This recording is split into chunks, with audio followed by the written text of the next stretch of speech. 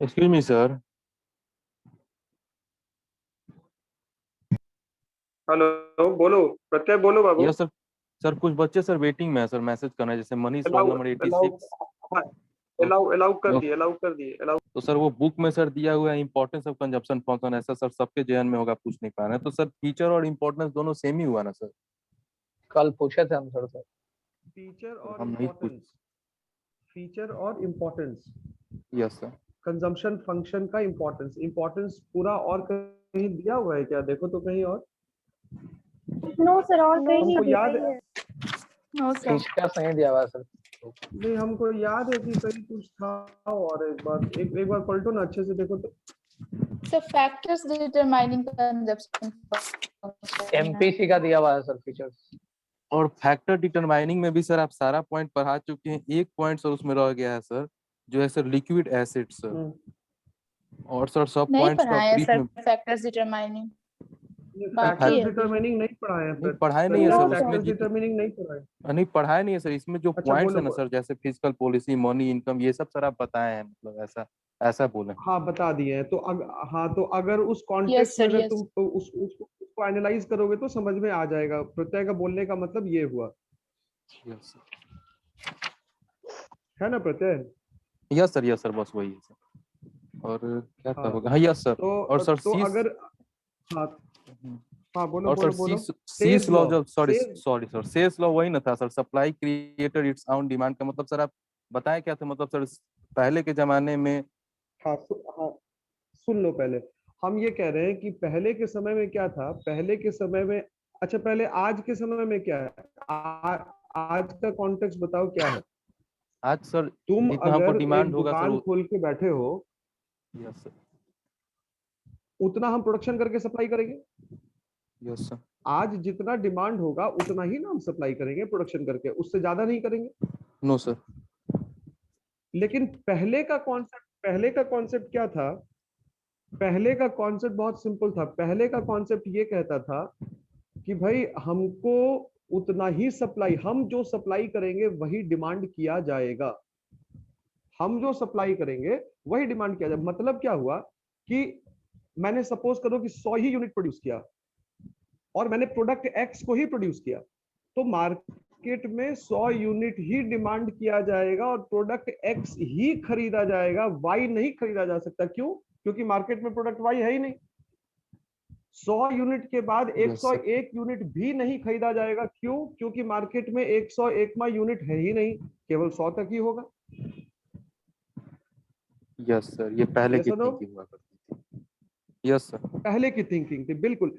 अब इसका मतलब ये हुआ कि ना तो मेरे पास कोई स्टॉक बचेगा, कोई सरप्लस होगा, कुछ भी नहीं होगा। हम जितना प्रोड्यूस करेंगे मार्केट में उतना कंज्यूम किया जाएगा। Simple, as simple as this.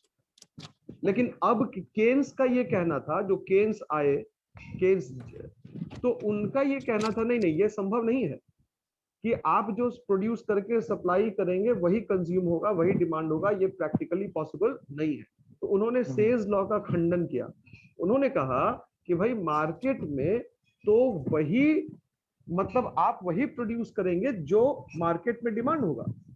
और मार्केट में जब डिमांड ऊपर नीचे भी हो सकता है, तो आपका जब प्रोडक्शन, और देखिए एक्चुअली में केन्स ने क्या कहा कि there is difference between time gap between production and consumption. ये लाइन ध्यान रखना, टाइम गैप है प्रोडक्शन और कंजम्पशन के बीच में। तो प्रोडक्शन मान लीजिए आज से आपने 4 महीने पहले किया, और कंजम्पशन अगर अभी आप कर रहे हैं, तो वो जो 4 महीने का गैप बचा, उस 4 महीने के गैप के बीच में डिमांड बढ़ सकता है, घट सकता है, नया कंज्यूमर आ सकता है, एग्जिस्टिंग कंज्यूमर छोड़ के जा सकता है। यस ये सर। सुनो, yes sir, yes yes sir. Sir. तो उनका ये कहना था कि भाई जो एग्जिस्टिंग सिनेरियो है, जो मौजूदा हालात है, उसमें आपके पास स्टॉक बचना ही है, आपके पास शॉर्टेज होना ही है। स्टॉक बच भी सकता है, शॉर्टेज भी हो सकता है, मतलब अंडर एम्प्लॉयमेंट भी हो सकता है। केन्स ने कहा कि फुल एम्प्लॉयमेंट का कोई कॉन्सेप्ट नहीं है। फुल एम्प्लॉयमेंट का मतलब क्या हुआ कि मेरे पास जितना रिसोर्सेज है, सारे रिसोर्सेज को हमने लगा दिया। अब मेरे पास कुछ भी बचा हुआ नहीं है, कुछ भी एडिशनल नहीं है जिसको मैं लगा पाऊं। मतलब मेरे पास जितना लेबर था, जितनी मशीनरी थी, जितना पैसा था, मैंने सबको लगा दिया। Now there is nothing left. कुछ भी नहीं बचा। अब मुझे अगर कोई प्रोडक्शन बढ़ाने को कहेगा तो शायद मेरे पास संसाधन है ही नहीं ताकि मैं प्रोडक्शन को बढ़ा पाऊं। फुल एम्प्लॉयमेंट का मतलब इकोनॉमी फुल कैपेसिटी पे प्रोड्यूस कर रही है प्रत्यय, ठीक है। यस सर, लेकिन केन्स यस का कहना था कि इकोनॉमी फुल कैपेसिटी पे प्रोड्यूस नहीं कर सकती, आप फुल एम्प्लॉयमेंट पे नहीं काम कर सकते, अंडर एम्प्लॉयमेंट भी होता है और एम्प्लॉयमेंट भी होता है। तो जब अंडर एम्प्लॉयमेंट है, अनएम्प्लॉयमेंट है, तो जब नया डिमांड आएगा तो नया demand will create new employment. New employment का मतलब बढ़ेगी, इनकम बढ़ेगा, नया इनकम आएगा, नया सप्लाई आएगा। आ रही बात समझ में? तो सेल्स यस लॉ सर, का खंडन किया गया। क्लियर है? Yes sir. Yes, sir. Yes. और लास्ट सर हाँ क्वेश्चन बोलो है सर, बोलो। MEC sir. एमईसी का सर फुल फॉर्म हुआ सर मतलब मार्जिनल इफिशियंसी ऑफ कैपिटल, ठीक है सर। तो इसका अर्थात यही ना हुआ सर कि एक यूनिट ज्यादा कैपिटल लगाने से जो प्रॉफिट होता है, मतलब क्या बोलते हैं, एक यूनिट ज्यादा कैपिटल लगाने से प्रॉफिट पे जो असर होता है उसी को ना सर एमईसी बोलते हैं सर, हिंदी में सर। मतलब क्या करें?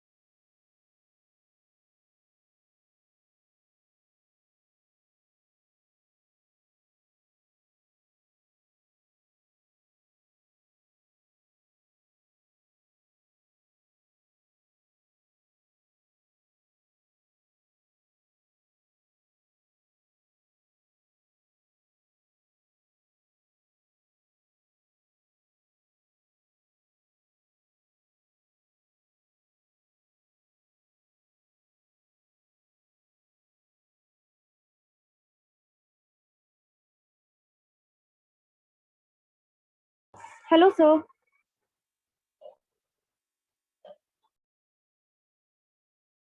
सर नहीं है अभी।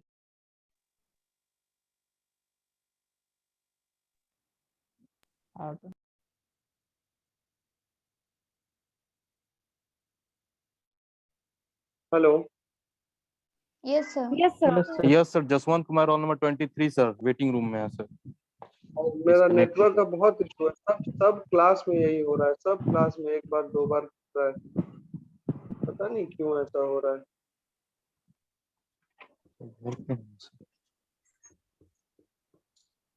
हाँ क्या पूछ रहे थे प्रत्यय? शायद तुम मार्जिनल पूछ रहे थे क्या? ये सर एमईसी पूछना थे सर, लास्ट पॉइंट था आपका सर, और फर्दर इसको बताए थे कल आप sir, marginal efficiency of capital.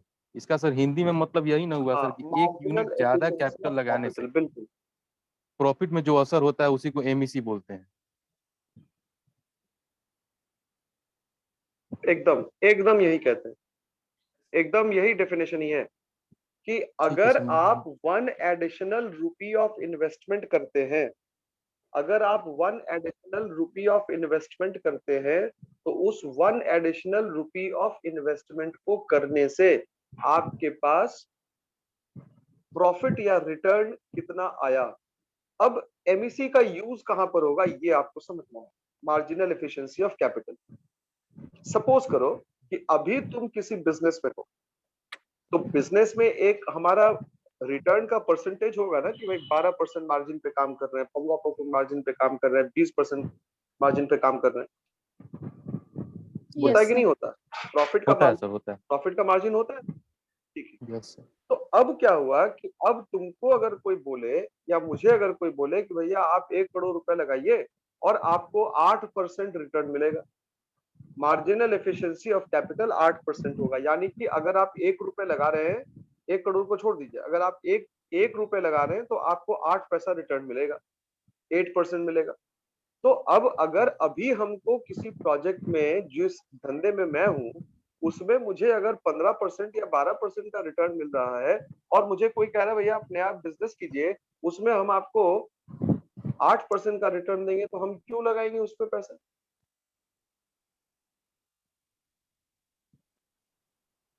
हम लगाएंगे यस सर। क्या? Will I be No, sir. Investing? No sir, The answer is no. No, I sir. will be inclined. I will be inclined to. I will be inclined towards investment only when. I will be inclined towards investments only when my MEC, यानी कि marginal efficiency of capital, will be either equal to or more than the existing rate of return. तभी हम पैसा लगाएंगे, तो नहीं लगाएंगे। Yes sir, जब हमको ज्यादा Yes, sir. अगर अभी मैं 12% कमा रहा हूँ, तो कम से कम भैया ठीक है, हम नया धंधा करेंगे, हम नई जगह, हम नई पूंजी लगाएंगे, लेकिन 12% या उससे ज्यादा मिलेगा तभी लगाएंगे। कोई मुझे 12% से कम देगा तो हम नया पूंजी क्यों लगाएंगे? नहीं लगाएंगे। Yes, sir. क्लियर है? यस सर, हो गया sir. Yes, sir.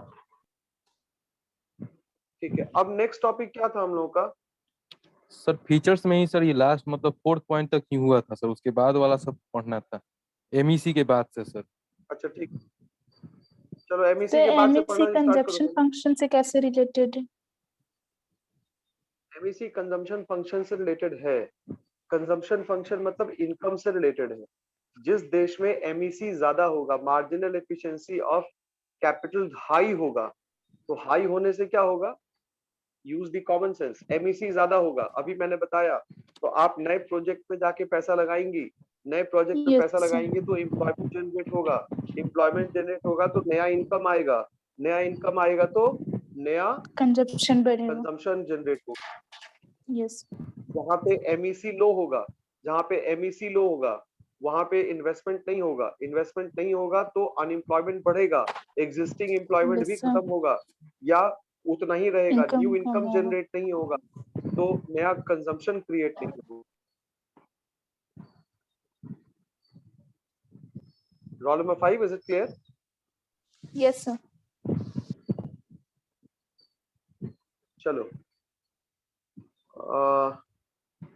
Monika roll number 4 पढ़ना स्टार्ट करो। एमईसी के बाद प्रत्यय बोला था, एमईसी के बाद से क्या है, पढ़ो। Yes, sir. So next point here, it helps to explain the concept of secular stagnation. Generally speaking, It the helps MPC.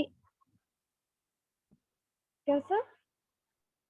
It helps to It helps to explain the concept of secular stagnation. Stagnation है, Yes, sir. Secular stagnation. अब यहाँ पे दो word use किया गया, secular भी use किया गया, स्टैग्नेशन भी यूज किया गया, जो अपने आप में बड़ा पावरफुल वर्ड है।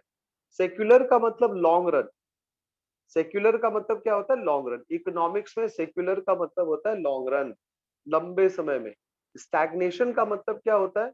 स्टैग्नेशन का मतलब क्या होता है कि एक ऐसा पॉइंट जहां पे आपकी इकोनॉमी आके स्टेबल हो जाए, एक इकोनॉमी आके स्टेबल हो जाए, वहां से वो आगे मूव ना करे, डायरेक्शन लेस हो जाए। स्टैग्नेशन का मतलब जहां पे इकोनॉमी का ग्रोथ रुक जाए, जहां पे इकोनॉमी किसी से जाके टकरा जाए, किसी हर्डल से जाके टकरा जाए और वहां पे टकराने के बाद रुक जाए और इकोनॉमी या तो रुकी रहे या फिर पीछे आने लगे, मतलब इकोनॉमी में डिग्रोथ भी हो सकता है स्टैग्नेशन की वजह से। Am I clear?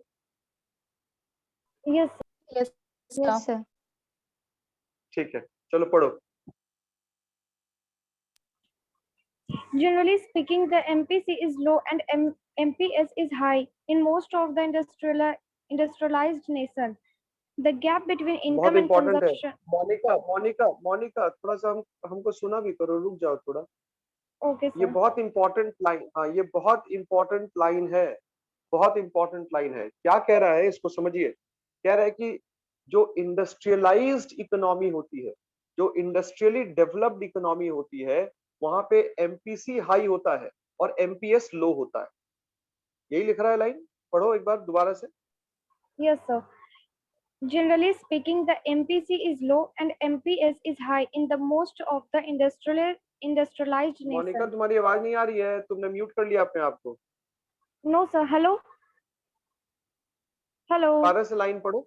हाँ दोबारा से लाइन पढ़ो Monika. Yes, sir. Generally speaking, the MPC is low and MPS is high in most of the industrialized nations. ठीक है, आगे आगे पढ़ो। The इसके gap पीछे कोई between मुझे लॉजिक बताएगा क्या? इसके पीछे मुझे कोई लॉजिक बताएगा क्या? जो इंडस्ट्रियली डेवलप्ड इकोनॉमी होती है वहां पे एमपीसी कम होता है और एमपीएस ज्यादा होता है, व्हाई इज इट सो? क्योंकि सर Profit वहाँ पे ज्यादा जो होगा सर। कंजप्शन होता है। मे आई सर?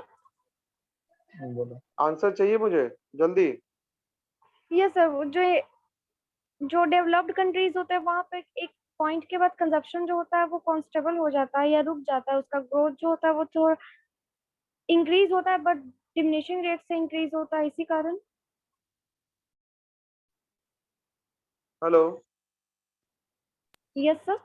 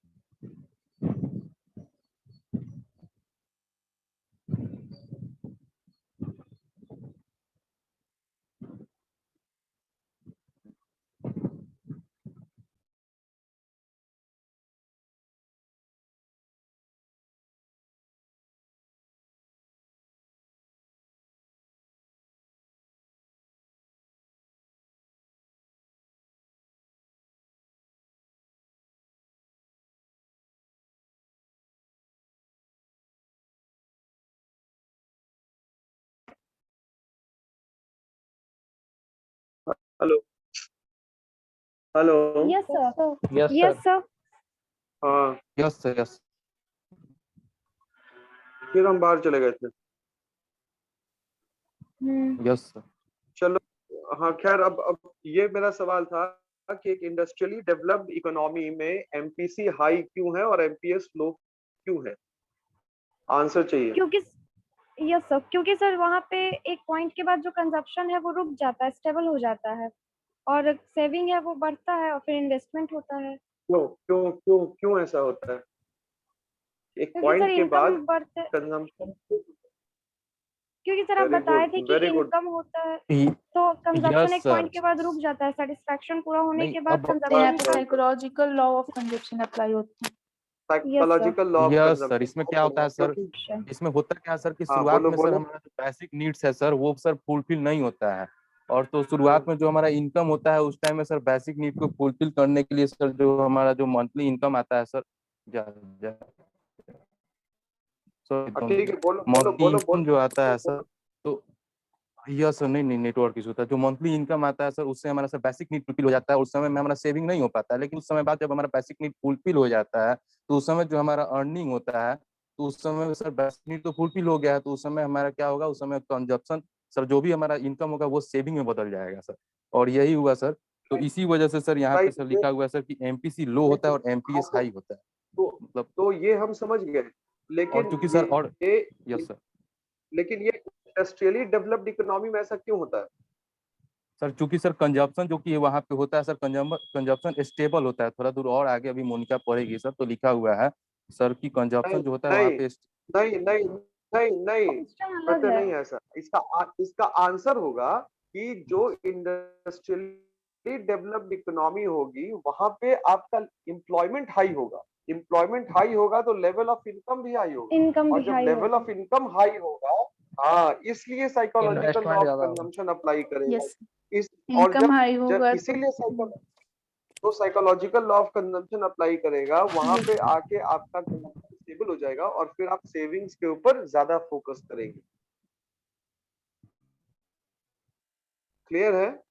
चलो पढ़ना Yes, शुरू करो। Yes, sir. देखो एक एक लाइन का एक्सप्रेशन कितना इंपॉर्टेंट होता है। चलो पढ़ना शुरू करो आगे। yes, sir. प्रकार The gap between income and consumption continues to rise, necessitating increase in investment. As propensity to clear है? consume is क्लियर है? stable. Yes, sir. क्या कह रहा है कि जैसे जैसे आपका कंजम्पशन बढ़ गया, अब थोड़ा कॉमन सेंस यूज करो।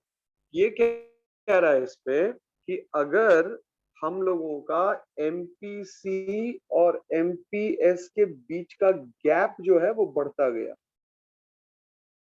एमपीसी और एमपी जो हम बता रहे हैं उसको सुनिएगा। ये जो सेविंग्स है, ये सेविंग्स को तो हम लोग लीकेज कहते हैं। Yes, sir. Yes, sir. Savings को लीकेज कहते हैं ना। Yes, sir. Yes, तो sir.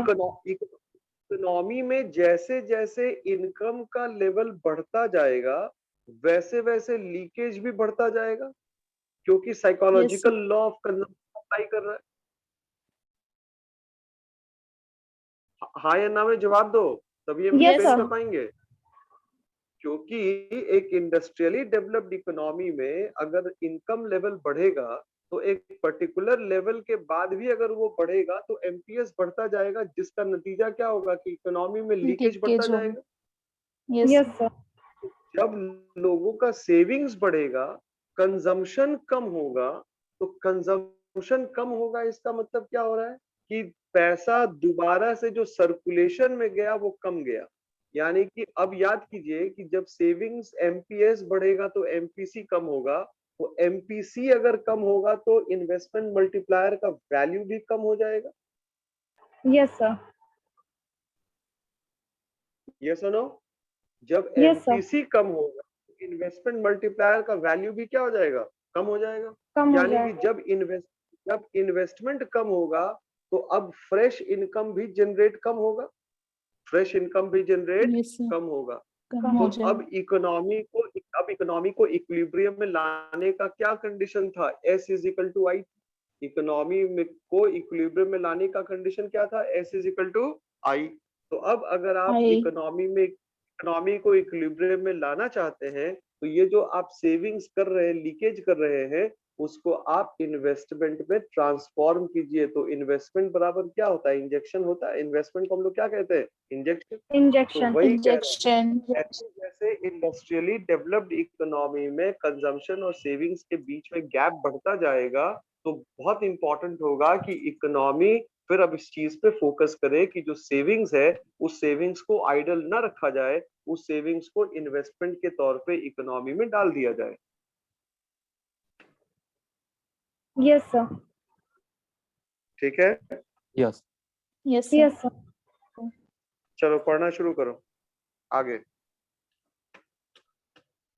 As propensity to consume is stable, propensity to save also tends to be stable. On the other hand, it becomes lesser with the lapse of time. The economy may sooner or later reach a stage where it finds itself unable to utilize fully and effectively its savings for the task of promoting full employment. Keynes calls such a situation as secular stagnation. ठीक है, मतलब क्या हुआ कि जब आप scales का कहना है कि आहिस्ता आहिस्ता करके आपके पास सेविंग्स इतना बढ़ता जाएगा कि आपके पास पैसा जाके आइडल हो गया और उस आइडल पैसे को आप रिसोर्सेज को यूज नहीं कर पा रहे हैं, आपकी इकोनॉमी रिसेशन में चली जाएगी और इसी आइडल सेविंग्स को हम लोग सेक्युलर स्टैग्नेशन कहते हैं। क्या कहते हैं? Secular stagnation. स्टैग्नेशन कहते हैं। स्टैग्नेशन मतलब कि आपका पैसा जब अनयूटिलाइज्ड है, जैसे धंधे में जैसे पैसा बिजनेस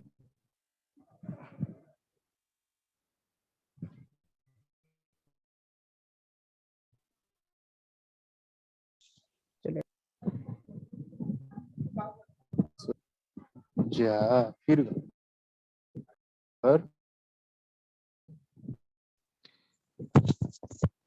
फिर निकल गया। का नेटवर्क इशू।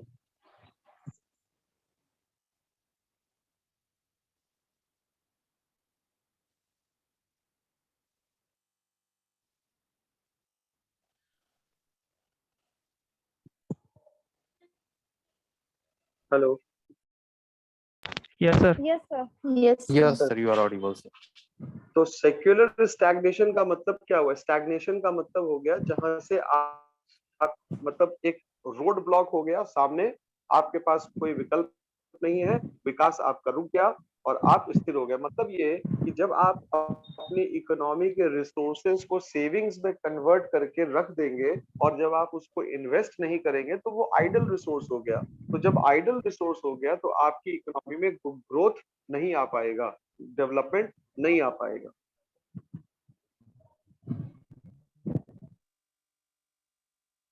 क्लियर है?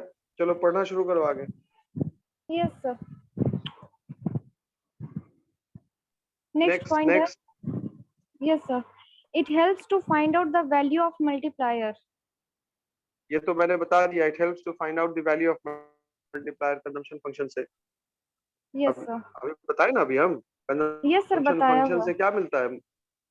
मल्टीप्लायर मिलता है। डायरेक्ट क्या डायरेक्ट रिलेशन है। अगर एमपीसी ज्यादा है तो इन्वेस्टमेंट मल्टीप्लायर का वैल्यू ज्यादा होगा, अगर एमपीसी का वैल्यू कम है तो इन्वेस्टमेंट मल्टीप्लायर का वैल्यू क्या होगा? कम होगा। कम होगा। यस सर, अभी बताएं, उसको कोई पूछी थी आपसे। ठीक है, चलो पढ़ो आगे पढ़ो। It helps to explain the constant concept of underemployment merit equilibrium. As MPC is less than 1, the consumer failed to spend the full increased income on consumption. Effective demand becomes inadequate to bring about full employment equilibrium. Effective demand का मतलब क्या हुआ? ये word use किया गया, effective demand. एक होता है डिमांड और दूसरा है इफेक्टिव डिमांड।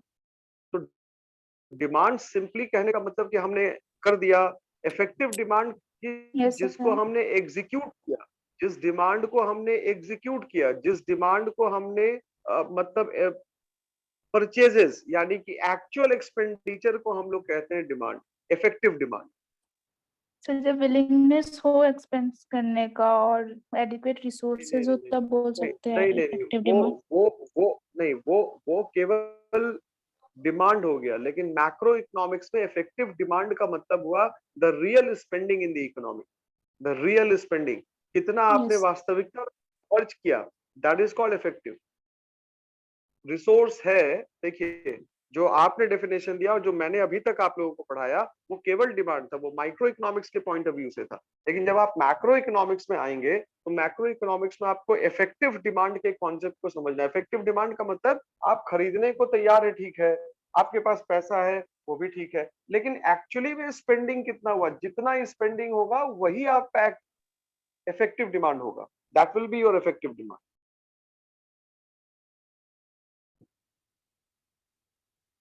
Yes, sir. चलो मोनिका पढ़ो। Yes, sir. Thus, the economy remains at underemployment equilibrium. ठीक है, आगे। So next point है, it upholds the state intervention. It Since upholds the state intervention। क्या मतलब हुआ? yes, sir. स्टेट, हाँ, स्टेट का मतलब गवर्नमेंट, इंटरवेंशन का मतलब हस्तक्षेप, right?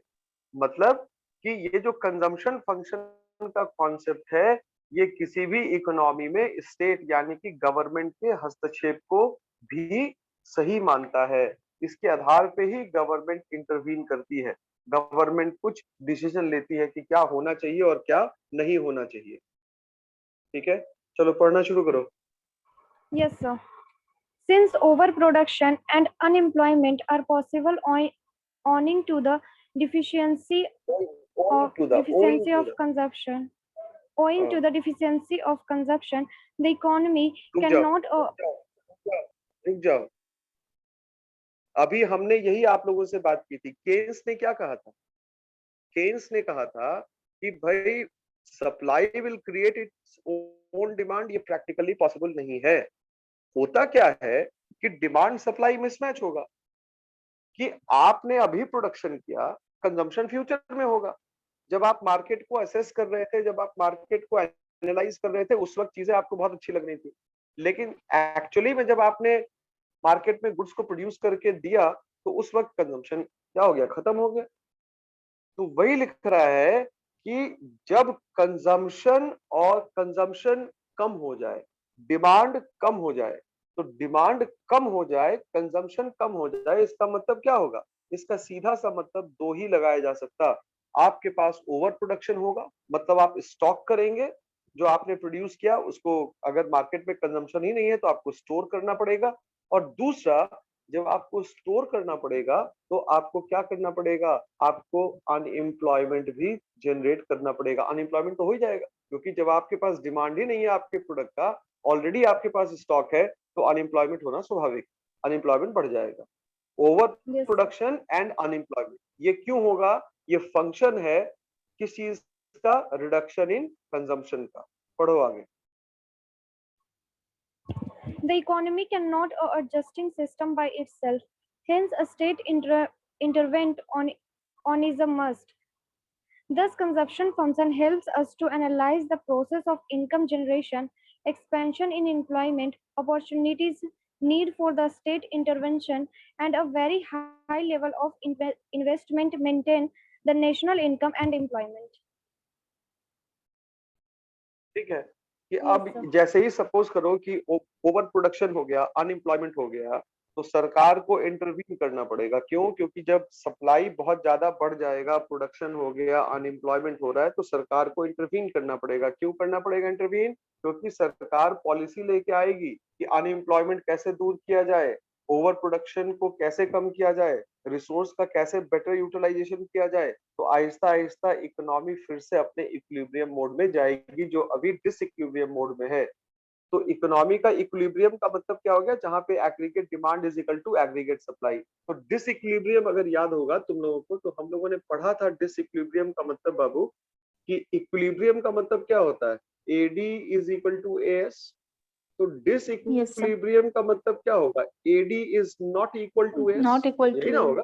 Yes sir. Yes, sir. Yes sir. यहाँ पे अब यहाँ पे दो केस बनेगा। पहला केस ये बनेगा कि एडी ग्रेटर देन एएस हो सकता है। तो एडी ग्रेटर देन एएस का मतलब कंजम्पशन ज्यादा है और सप्लाई कम है। मतलब हमारे पास यहाँ पे फुल एम्प्लॉयमेंट का सिनेरियो है, हम लोग एम्प्लॉयमेंट जनरेट कर सकते हैं, यानी कि प्रोडक्शन शॉर्टेज है यहाँ पर। लेकिन अगर ये केस उलट जाए, ये केस उलट के ऐसे हो जाए, एडी लेस देन एएस अगर हो जाए, तो मतलब सप्लाई ही ज्यादा है और डिमांड कम है, मतलब ये ओवर प्रोडक्शन का केस है और अनएम्प्लॉयमेंट का केस है। तो यहाँ पे सरकार का इंटरवेंशन होना क्या है? स्वाभाविक है कि इकोनॉमी के डिसइक्विलिब्रियम पोजीशन को कैसे ठीक किया जाए। Is it clear? Yes, sir. Yes, sir. और भी कुछ है? No, sir. ये ऊपर हो गया. ये ओवर हो गया। यही सर अब next excessive topic effective demand जो है सर, हाँ सर यही ना सर डिमांड पुल इन्फ्लेशन में सर यूज होता है सर। मतलब सर डिमांड पुल इन्फ्लेशन में sir, demand pull demand inflation pull में सर इन्फ्लेशन, हाँ यही हाँ ना सर बिल्कुल एक्सेसिव। बिल्कुल। अगर इफेक्टिव यस डिमांड सर बढ़ जाएगा यही। और सप्लाई कम है तो इन्फ्लेशन हो जाएगा। हाँ और अगर यस इफेक्टिव सर डिमांड उसको कम है, अगर इफेक्टिव डिमांड कम है और सप्लाई ज्यादा हो गया तो डिफ्लेशन हो जाएगा। डिफ्लेशन हो जाएगा। Yes sir. चल, दिमाग में घूम रहा था कहीं ना कहीं एक्सेसिव डिमांड। कॉन्सेप्ट क्लियर है एकदम? ठीक। Yes sir. Yes, sir. Yes.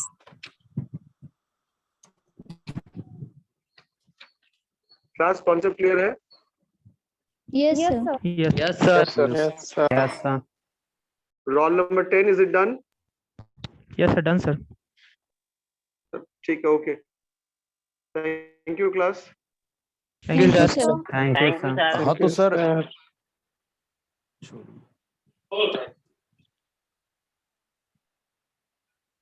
Right.